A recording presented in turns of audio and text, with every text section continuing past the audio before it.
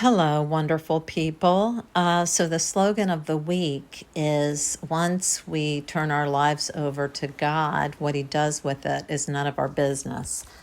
Oh boy. Yeah.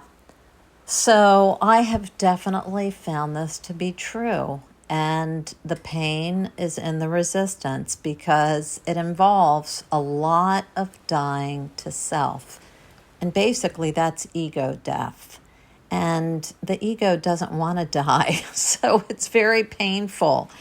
But it's truly the gateway to freedom. And, this is not just a recovery principle that Bill articulated so strongly on pages 86 to 88 in the big book, where he talks about we are continually turning our will over to God. Thy will, not mine, be done. Thy will, not mine, be done.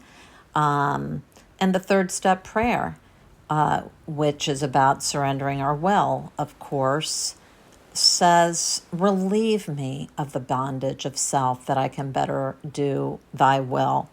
And that aligns so nicely with so many New Testament teachings. And, the one I want to highlight, which sounds really intense, is right out of Jesus's own mouth, where he says, anyone who does not take his cross and follow me is not worthy of me, and whoever finds his life will lose it, but whoever loses his life will find it.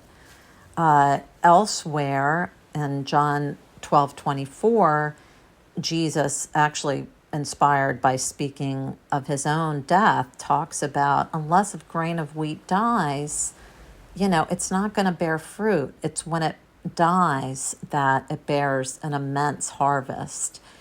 And it's a difficult concept because our ego can be so strong, and the pain of surrendering our lives completely and really believing that a loving God has our best interests at heart is very challenging.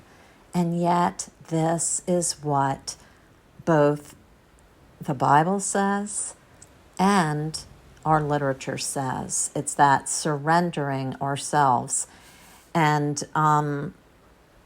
then what he does with it is none of our business.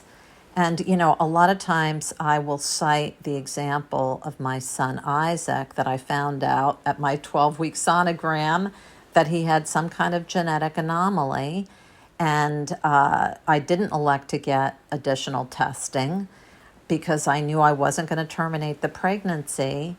And then when he was born and I found out he had Down syndrome, I'm not going to lie, I was devastated. I was like, well, what about me? What about my plans? What about, what I had in mind? Who am I going to be? I don't know anything about this.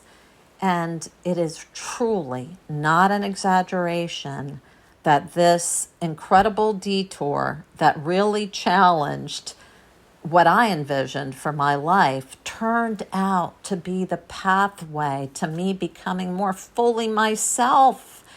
That laid the groundwork for my writing full time. Everything I've written, all the books I've written, a business I had that had a lot of impact before I had to shut it down, and really me tapping into a deeper well of authentic self. And, that's a story for another time, but it's a really good example. And I return to it over and over anytime I get stuck in self-will and I'm like, I don't understand what you're doing, God. Now I know to trust.